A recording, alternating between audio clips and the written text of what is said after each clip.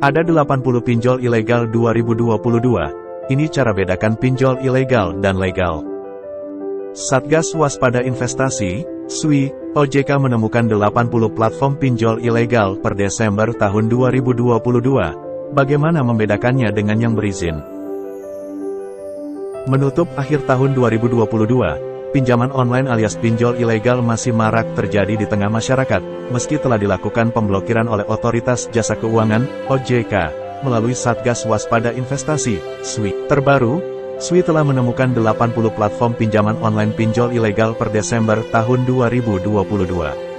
Dengan adanya temuan baru tersebut, Ketua SWI, Tongam L. Tobing, merincikan bahwa sejak 2018 sampai dengan Desember tahun 2022, SWI telah menutup sebanyak 4.432 pinjol ilegal. SWI menerima pengaduan masyarakat korban pinjol ilegal setiap harinya. Beberapa pelaku telah dilakukan proses hukum, namun beberapa belum jera dan pelaku baru terus bermunculan, kata Tongam dalam keterangan tertulis. Namun demikian, Tongam menyatakan bahwa SWI terus mendorong penegakan hukum kepada para pelaku pinjol ilegal, serta melakukan pemblokiran situs dan aplikasi agar tidak diakses oleh masyarakat. Oleh sebab itu, masyarakat perlu mengetahui perbedaan antara pinjol ilegal dan pinjol legal yang terdaftar dan berizin dari Otoritas Jasa Keuangan, OJK. Simak uraian berikut.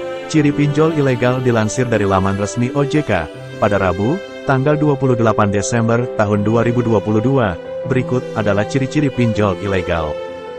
1. Tidak terdaftar, tidak berizin dari OJK. 2. Menggunakan SMS atau WhatsApp dalam memberikan penawaran. 3. Pemberian pinjaman sangat mudah.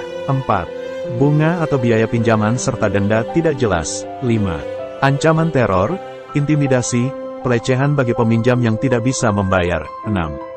Tidak mempunyai layanan pengaduan. 7. Tidak mengantongi identitas pengurus dan alamat kantor yang tidak jelas. 8. Meminta akses seluruh data pribadi yang ada di dalam gawai peminjam. Ciri pinjol legal berbeda dengan pinjol ilegal.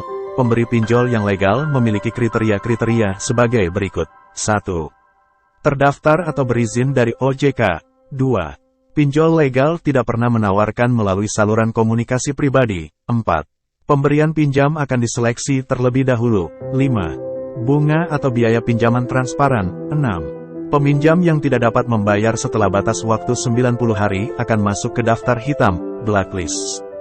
Fintech Data Center, sehingga peminjam tidak dapat meminjam dana ke platform fintech yang lain. 7. Mempunyai layanan pengaduan. 8. Mengantongi identitas pengurus dan alamat kantor yang jelas.